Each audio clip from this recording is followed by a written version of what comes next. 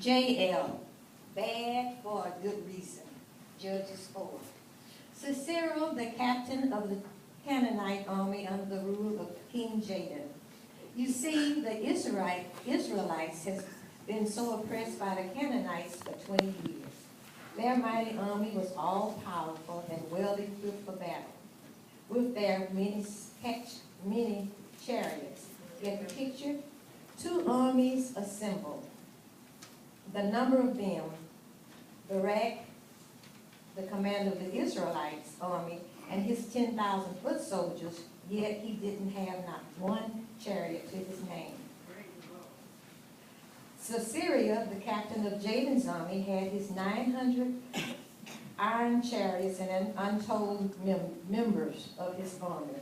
The attack on Barak was so furious, animated as it was by the hatred of Syria and the Canaanites, that the host of Sisera was put to rout, and he deserted his troops, fled on foot to the northeast. He took refuge in the tent of Hebrew near Kadesh, and there met his death at the hands of Jael, the wife of Hebrew.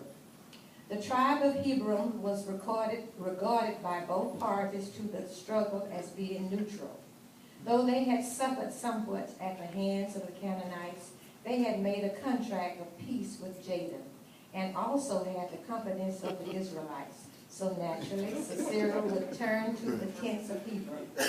Inviting him into her tent after his appeal for refuge, Jael gave him milk to drink and a mantle for the cover at his request. She stood guard at the door to deny his presence to pursuers.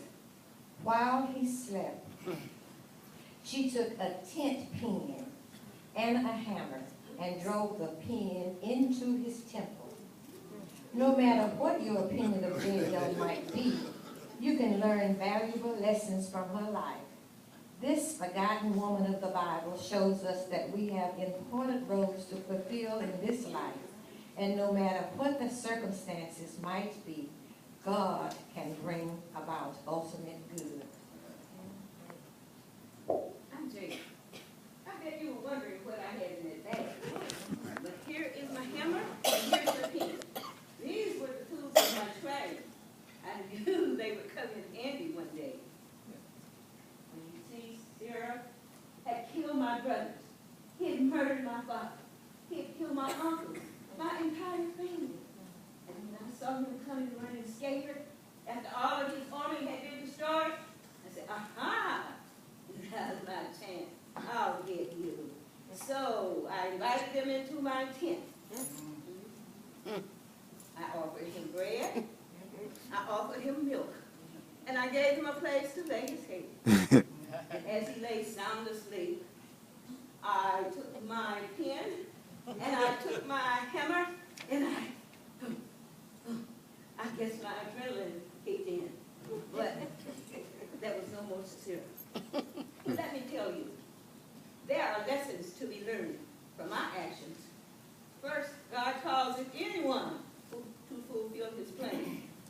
Though the world sees the God-given role of women as insignificant, like my victory over Sisera, godly women have the opportunity to strike a victory blow over Satan, working in home and in church.